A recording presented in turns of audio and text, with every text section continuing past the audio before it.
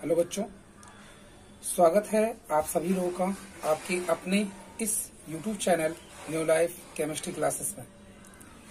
जैसा कि पिछली वीडियो में आपको बताया गया था कि आप मोनोद्रव्यमान, आणविक द्रव्यमान, मूलानुपाती सूत्रभार, आणविक सूत्रभार और उनकी गणनाएं कैसे की जाएंगी और उस पर आधारित प्रश्नों की चर्चा हमने आपसे की थी। फिर उसके बाद हमने मोलों की संख्या कैसे ज्ञात की जाती है इसके बारे में आपको बताया हुआ था। साथ ही साथ हमने ये भी बताया था आपको कि मोल अवधारणा पर क्वेश्चंस कैसे आएंगे। ठीक है ना। तो आज की इस वीडियो में हमारा जो टॉपिक होगा वो है मोल कॉन्सेप्ट को लेकर के। मोल कॉन्सेप्ट आज हम लोग पढ़ेंगे इसमें, जिसको मोल अवधारणा कहते हैं। इसकी जो भी बेसिक टर्म्स हैं पहले उसकी भी चर्चा करते हैं और उससे संबंधित जो भी टर्म्स आएंगे उनको भी मैं आगे एक्सप्लेन करूंगा। तो इस टॉपिक को आगे बढ़ाने से पहले आपसे ये कहना चाहता हूं कि वीडियो को सभी लोग अंत तक देखा करें और उसमें जो क्वेश्चंस दिए जाएं उसका आंसर किया करें। ठीक है, क्योंकि जब तक आप वीडियो को अंत तक देखते नहीं हैं तो उसमें क्या होता है, जो क्वेश्चंस दिए जाते हैं उसका आंसर कुछ ही स्टूडेंट्स देते हैं। इससे यह स्पष्ट होता है कि सभी लोग उसका जो लास्ट क्वेश्चन होता है वहां तक पहुंचते नहीं है या उसके पहले ही वीडियो को स्किप कर देते हैं। ठीक है, किसी भी चीज में अगर थोड़ा सा इंटरेस्ट आप बनाएंगे तब उसमें आपको अच्छा लगेगा, और अगर कोई चीज आपको शुरुआत से ही अच्छी लगने लगेगी तब तो भाई और अच्छी बात है। लेकिन आप धीरे धीरे क्या करते हैं, अगर उसको पढ़ते चलेंगे, समझते चलेंगे तो वो चीजें आपके लिए आगे काफी अच्छी भी होंगी और बेहतरीन भी लगेंगी। ठीक है, हाँ, वीडियो क्वालिटी थोड़ी सी इस टाइम डिस्टर्ब चल रही है। मैंने आपको बताया है कुछ पर्सनल इश्यूज होने की वजह से वीडियो भी बहुत अच्छी मेंटेन नहीं की जा रही है, और उसकी कारण ये है थोड़ा सा, जहां पहले वीडियोज बनते थे वहां जानते जल भराव होने की वजह से, इसलिए कुछ टेम्पोररी ये किए जा रहे हैं ताकि आपकी जो लेक्चर है वो कंटिन्यू चलती रहे और आपकी मतलब आपकी जो पढ़ाई है वो बाधित ना होने पाए। ठीक है, तो हम जल्दी इसको इम्प्रूव करेंगे और आप लोग तब तक थोड़ा सा पेशेंस रखिए। तो चलिए शुरुआत करते हैं आज मोल कॉन्सेप्ट को। देखिए, जैसे क्या होता है कि हम आप सभी जानते हैं, किसी भी निकाय की अगर हम बात करें जो कि द्रव्य से बना होता है, ठीक, अथवा जब निकाय या द्रव्य के आकार को, निकाय या द्रव्य के आकार को प्रदर्शित करने के लिए, व्यक्त करने के लिए वैज्ञानिकों के पास दो विधियां थी। ठीक है, पहले एक था क्या, संख्यात्मक, और दूसरा था आपका, पहला था संख्यात्मक और दूसरा था द्रव्यमान से। जैसे भी हम बात करें कि किसी द्रव्य का द्रव्यमान x ग्राम है, y मिलीग्राम है, z किलोग्राम है ना, ऐसा कहते हैं। या हम कह सकते हैं कि इस बर्तन में, जैसे कोई बर्तन है, कोई पात्र है, उसमें आपने कहा कि 1 दर्जन केले हैं, है ना, या 1 दर्जन 1 किलो सेब है, ऐसा कुछ हमने बोला। तो क्या हुआ कि जैसे इसमें प्रदर्शित करने की कई विधियां हैं। आप ग्राम में, मिलीग्राम में, किलोग्राम में, दर्जन में, ग्रुस में, है ना, इस तरह से आप कह सकते हैं। या एक आपने सुना भी होगा स्कोर करके होता है, ये भी एक तरह संख्यात्मक रूप से प्रदर्शित किए जाते हैं। स्कोर का अर्थ होता है कि जैसे 20 संख्या हो जाए उसकी। ठीक है, ग्रुस में जानते हैं आप 12 दर्जन होती हैं और 1 दर्जन में आप जानते हैं 12 पीस होते हैं। तो इस तरह से आप कह सकते हैं कि इसमें क्या होता है कि जो ये दोनों बातें थी, रसायन शास्त्र क्या करता है, इसमें हमारी बातों को पूर्ण रूप से स्पष्ट नहीं कर पाता, और इसके लिए हमें क्या होती है, एक इकाई की जरूरत होती है जो निकाय के द्रव्यमान, जो निकाय के द्रव्यमान और उसमें उपस्थित कणों की संख्या दोनों को व्यक्त करती हो। तो मतलब इसका जो पूरा समरी आपको बताया जा रहा है, इसका मीन्स ये है कि प्रारंभ में ये कहा गया कि द्रव्य की इकाइयों के और जो निकाय की मात्रा की बात अगर हम आपसे करते हैं तो ऐसी स्थिति में हमसे बताया जाता है कि वैज्ञानिकों ने इस टाइम में बताया कि हमारे पास दो विधियां हैं। फर्स्ट है आपकी कौन सी, द्रव्यमान, और सेकंड है संख्यात्मक। तो द्रव्यमान के आधार पर, जैसे संख्यात्मक आपने कहा कि x किलोग्राम है, y मिलीग्राम है, z ग्राम है, ऐसा कुछ आप बोलते हैं। तो यहाँ ग्राम क्या है, एक तरह से उसकी इकाइयों की बात करता है, और x जो है, y जो है, z जो है, ये इसके संख्यात्मक मान होते हैं। लेकिन कई चीजें इसमें अस्पष्ट नहीं हो पाती हैं, तो इन्हीं चीजों को स्पष्ट करने के लिए मोल कॉन्सेप्ट को दिया गया। किसे, मोल कॉन्सेप्ट को दिया गया। और मोल कॉन्सेप्ट क्या कहता है, ये चीजें समझने वाली हैं। देखिए, मोल एक ऐसी मूल राशि है, मोल एक ऐसी मूल राशि है जो किसी निकाय के द्रव्यमान और उसमें उपस्थित कणों की संख्या दोनों को व्यक्त करती है। ठीक है, क्या कहा आपने? आप इसको ऐसे कह सकते हैं कि किसी निकाय के द्रव्यमान और उसमें उपस्थित कणों की संख्या दोनों को व्यक्त करती है, वही कहलाती है आपकी मोल। ठीक है ना? तो मोल कॉन्सेप्ट में आप क्या कर सकते हैं, द्रव्यमान और संख्यात्मक दोनों चीजों को आप स्पष्ट कर सकते हैं, जिससे ये कहा जा रहा है कि अब ये शब्द क्या होता है, सभी के लिए पूर्ण माना जाता है। क्या बताया गया कि किसी निकाय के द्रव्यमान और उसमें उपस्थित कणों की संख्या को जो व्यक्त करती हैं, या दोनों को जो व्यक्त करती हैं, वही होती है आपकी मोल। और मोल क्या है? एक मूल राशि है। मोल क्या है? एक मूल राशि, आपने पढ़ा भी है, जो पदार्थ की मात्रा को व्यक्त करता है। ठीक है ना? अब देखिए, यहाँ पे जो समझने वाली बात दूसरी है, मोल शब्द को जो है सर्वप्रथम ओस्टवाल्ड ने दिया था। किसने? ओस्टवाल्ड ने।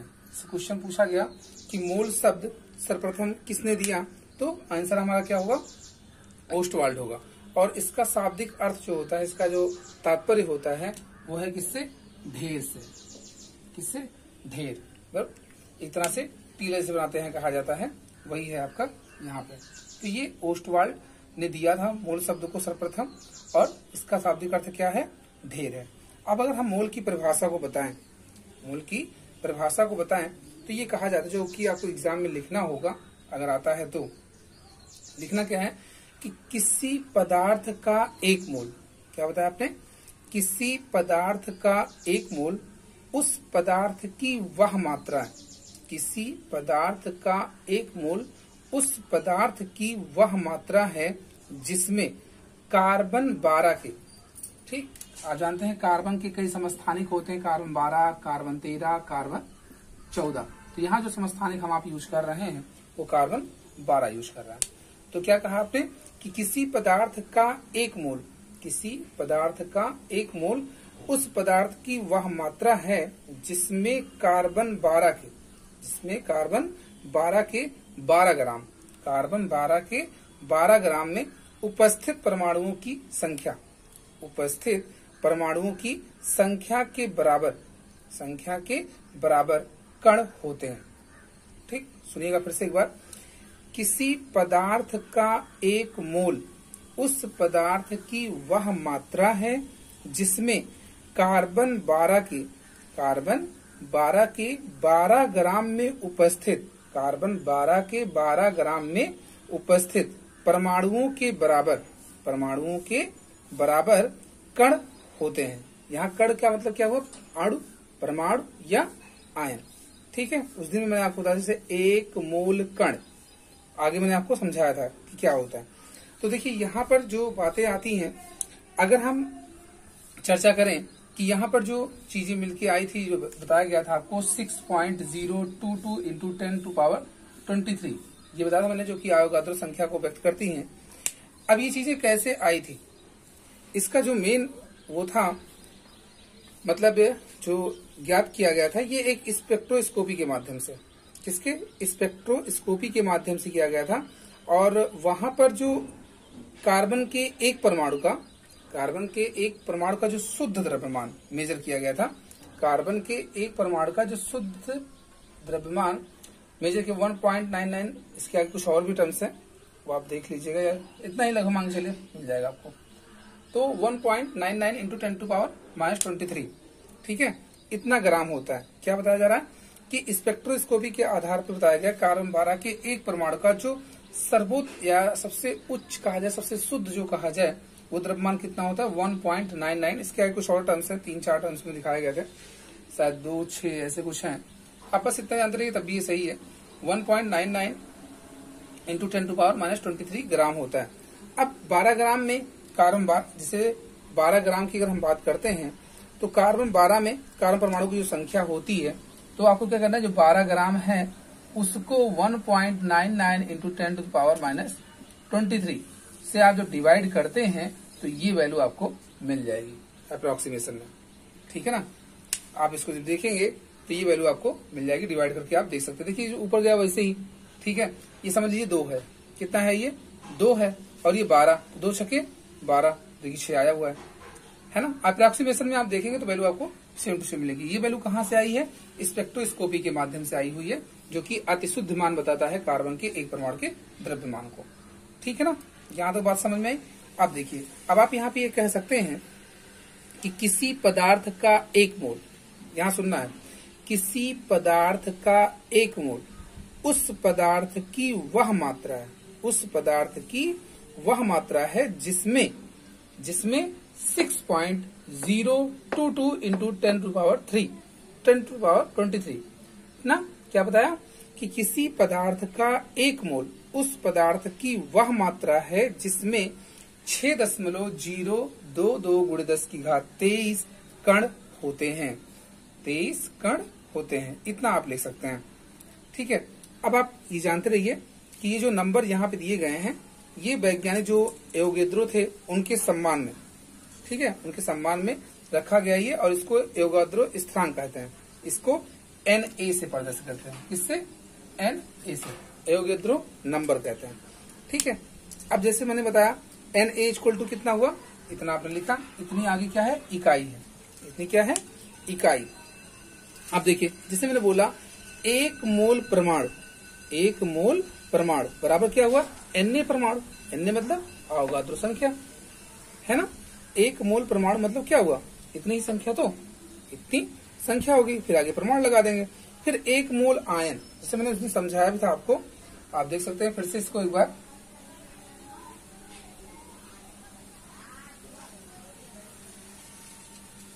देखिए इसमें क्या बताया था मैंने, जैसे एक मोल कण, ठीक, तो एक मोल कण = आपने क्या बताया, Na कण, Na कण, Na कण मतलब क्या हुआ भाई, वही अवोगाद्रो नंबर ही तो, 6.022 इंटू 10⁻23, और आगे कण हो गए। समझ पा रहे इतना। आप देखिए जैसे किसी ने कहा एक मोल परमाणु, तो आप बताएं क्या लिखेंगे भाई, सीधा मैंने लिख दिया Na परमाणु, Na समझ पा रहे हैं सब लोग कि नहीं।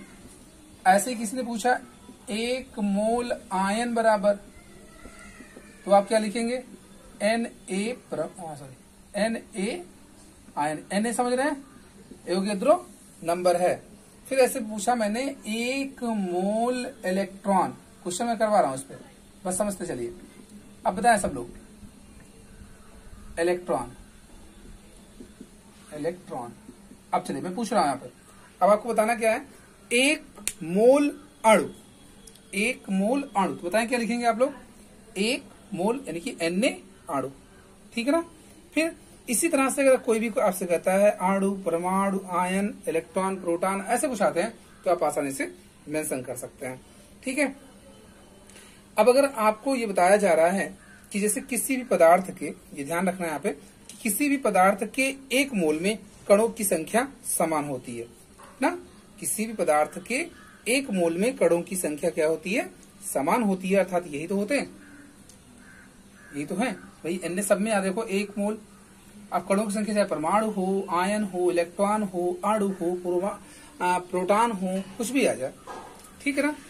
तो अब देखिए जब आपने ऐसा बताया, अब तो यहाँ पे कह सकते हैं कि जैसे जो भी अवोगाद्रो संख्या का निर्धारण करते हैं, जो भी अवोगाद्रो संख्या का निर्धारण करते हैं, उसमें कई नियम आते हैं। जैसे ऑप्शन अगर मिलता है कि रेडियो एक्टिव विघटन से, तो हाँ होता है इससे भी। दूसरा अगर आपका आता है श्यानता से, वो गैसीय श्यानता होती है, गैसीय श्यानता से, ठोसों के घनत्व की गणना से ना। एक और है, उसमें है फैराडे के विद्युत अपघटन के नियम से।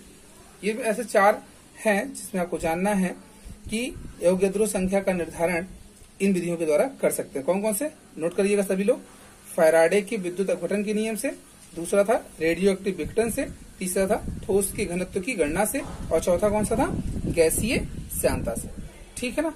इतना नोट कर लेंगे आप। अब देखिए जैसे हमें ये पता होना चाहिए कि भाई हम मोलों की संख्या कैलकुलेट कैसे करेंगे, तो मैंने आपको बताया था कि मोल का जो निर्धारण करते हैं वो द्रव्यमान, जो परमाणु का द्रव्यमान दिया जाता है, सॉरी जो आपको उस पदार्थ का द्रव्यमान दिया जाता है और उसका मोलर द्रव्यमान। अगर कोई यौगिक है तो भाई उसका मोलर द्रव्यमान, और अगर कोई तत्व है तो उसका परमाणु द्रव्यमान। बस यही इतना अंतर है। अब एक चीज और पूछी जाती है कि एनटीपी पर, NTP normal temperature pressure, normal temperature pressure, इस पर ऑब्जेक्टिव टाइप क्वेश्चन काफी बार पूछे भी गए कि एनटीपी पर 1 मोल गैस का आयतन कितना होता है। एनटीपी पर 1 मोल गैस का आयतन कितना होता है? तो आपका आंसर कितना होगा? 22.4 लीटर। मोस्ट इंपॉर्टेंट पॉइंट्स है ये क्या कि 22.4 लीटर किस पे? एनटीपी पर, नॉर्मल टेम्परेचर प्रेशर, सामान्य ताप दाब पर 1 मोल गैस का जो आयतन होता है वो कितना? 22.4 लीटर होता है। अब देखिए, अगर क्वेश्चन ऐसा आ गया कि बताओ भाई 0.1 मोल एनटीपी पर ना, 0.1 मोल एनटीपी पर ऑक्सीजन का आयतन कितना होगा? 0.1 मोल कह रहा। तो क्या करेंगे? देखिए, ये 1 मोल की बात की गई थी आपसे, कितने? 1 मोल की बात की गई थी, तो 0.1 है, 0.1 से गुणा कर देंगे तो कितना आ जाएगा? 2.24। यही तो ना? तो आप समझ रहे होंगे बात को। अब देखिए, जब भी आपको क्या होता है कि यहाँ पे द्रव्यमान दिया गया हो, ठीक है, क्या द्रव्यमान दिया गया हो, तो आप कैसे करेंगे? देखिए इसमें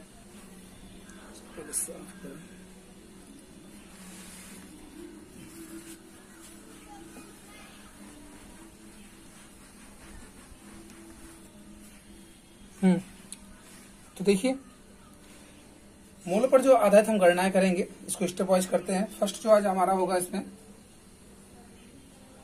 फर्स्ट जो हमारा होगा वो है किस पर? मोलों की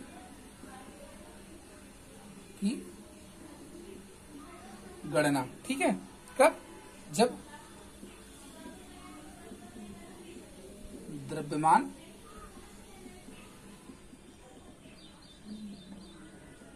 दिया गया हो, ऐसे क्वेश्चन आए। मोलों की गणना हमें करनी है, कब करनी है? जब द्रव्यमान हमको दिए जा रहे हैं। तो मैंने आपको बताया था इसका पहला ही फार्मूला, मोलों की संख्या बराबर, बताओ सब लोग, वीडियो को रोक कर फिर आप इसको खुद से बताएंगे ना। क्या? मोलों की संख्या बराबर किसके? पदार्थ का द्रव्यमान बटे मोलर द्रव्यमान। मोलर द्रव्यमान, मोलर द्रव्यमान कैसे निकालते सबको पता है कि नहीं? बताओ। हाँ, मोलर द्रव्यमान कैसे निकालते हैं पता सबको ना। अब जैसे यहाँ पे तत्व रहेगा तो तत्व का द्रव्यमान था उसका परमाणु द्रव्यमान रखेंगे, और अगर कोई अणु है तो उसका आणविक द्रव्यमान, डेट मीन्स उसका मोलर द्रव्यमान। उसमें उपस्थित समस्त परमाणुओं के परमाणु द्रव्यमानों का योग, उसमें उपस्थित समस्त परमाणुओं के परमाणु द्रव्यमानों का योग, ये रखना है आपको। तो हाँ देखिए, अब जैसे क्वेश्चन आया, क्या पहला क्वेश्चन आपसे पूछा गया 46 ग्राम ना, 46 ग्राम सोडियम। ठीक है, कहता है कि 46 ग्राम सोडियम में मोलों की गणना कीजिए। मोलों की गणना कीजिए, 46 ग्राम है। तो आप पहले बताओ, सोडियम का जो यहाँ पे भार होता है, सोडियम का जो भार होता है वो होता है 23 ग्राम। ठीक, 23 होता है। तो ये पदार्थ का द्रव्यमान दिया गया है, क्योंकि ये परमाणु है या तत्व कह सकते हैं अभी यहाँ पे। जब ये तत्व है तो तत्व का द्रव्यमान यहाँ रखेंगे, है ना। तो अब फार्मूले में अगर हम रखें, देखिए यहाँ पे मोलों की संख्या के रूप में, तो 46 बटा कितना? 23, कितना? 23, तो 23 गुना 46 का मतलब कितने मोल? 2 मोल। बोलो, समझ में आई बात यहाँ तक? कितने मोल आए? 2 मोल आए ना। सबको समझ में आ रहा? चलिए, अब दूसरा क्वेश्चन और तीसरा क्वेश्चन आपके लिए। तो कुछ छोटे छोटे से हैं, आप आसानी से कर सकते हो। 9 ग्राम जल है, क्या है? 9 ग्राम जल है, और दूसरा ले लेते हैं इसमें 132 ग्राम CO2। भार सबका पता है, H बराबर 1 होता है, O बराबर 16 होता है। क्वेश्चन सबको हल करके सेंड करना है, और कार्बन 12 होता है। ऑक्सीजन मिला ही है। तो ये 2 क्वेश्चन आपके लिए है, ठीक है सभी लोग। अब देखिए, इसी में अगर द्रव्यमान की गणना करनी होती है आपको, चलिए दिखाते हैं कैसे करेंगे। इस रूल समझ में आया सबको? जिसको दिक्कत होगी बताएगा वो, ठीक है। अब दूसरा कॉन्सेप्ट हम लोग स्टडी करने चल रहे हैं, वो है क्या? द्रव्यमान की गणना। द्रव्यमान की गणना। अब द्रव्यमान की गणना कब करेंगे हम लोग, बताओ आप। भाई अभी जो फार्मूला देखा था आपने, उसमें मोलों की संख्या बराबर थी द्रव्यमान बटे परमाणु द्रव्यमान या आणविक द्रव्यमान या मोल द्रव्यमान। तो जो द्रव्यमान की गणना करनी है तो इसका मतलब मोल मुझे पता होना चाहिए। क्या पता होना चाहिए, मोल। यानी कि जब मोल दिए हों तब हम द्रव्यमान की गणना कर सकते हैं। ठीक है, जब मोल दिए हों तो हम द्रव्यमान की गणना कर सकते हैं। तो द्रव्यमान बराबर बताओ क्या होगा, सब लोग सोच के बताएंगे, वीडियो को पॉज करके सब लोग बताओ जल्दी से। मोलों की संख्या गुणे परमाणु या आणविक द्रव्यमान या मोल द्रव्यमान लिखते समय। ठीक है ना, चलिए ये तो समझ में आ गया। अब चलिए मैं एक क्वेश्चन इस पे करवा देता हूं। 2 मोल ना, मोलों की संख्या देनी थी। चलो 2 मोल कौन सा ले लें हैं, 2 मोल NaCl। चलिए इसकी बात करते हैं। कहता क्या है आपसे कि 2 मोल NaCl में द्रव्यमान की गणना कीजिए। 2 मोल NaCl में द्रव्यमान की गणना कीजिए। तो कैसे करेंगे आप बताइए। भाई द्रव्यमान यहाँ पे है, स्मॉल w हो गया। अब बताओ मोलों की संख्या कितनी दी गई, 2 दी गई है। परमाणु द्रव्यमान या इसका आणविक द्रव्यमान कितना निकल के आएगा, 23 इसका होता है और 35.5 इसका होता है। तो 23 और 35 हो जाएगा 58.5। तो गुणा कर लो, कितना आ जाएगा 62 120 3 117 बनेगा ना, 117 ग्राम आएगा। बोलो रूल समझ में आ रहा है। चलिए 2 क्वेश्चन अब आपके लिए फिर से, इसमें भी है छोटे छोटे क्वेश्चन हैं, आसानी से कर सकते हो आप इसको। 1.4 मोल है H2O का। और थर्ड क्वेश्चन है आपके पास, इसको ले लेते हैं, इसमें CO2 था, इसका ले लेते हैं 3 मोल O2। ठीक, H का फार्मूला पता है ये सबको। तो चलिए ये तो हो गई। अब इसमें क्या होता है कि मोलों की गणना, एक सब तीसरा रूल जो है उसे समझ लीजिए। यहाँ पे क्वेश्चन उस पे नेक्स्ट टाइप पे करवा देंगे आपको। तीसरा जो फार्मूला है इसको समझ जाएंगे तो ये समझ लीजिए केमिस्ट्री का आधा पार्ट आपने पढ़ लिया। जो थर्ड पार्ट है आपका, इसमें मोलों की संख्या या मोलों की गणना कर सकते हैं। यहाँ पे मोलों की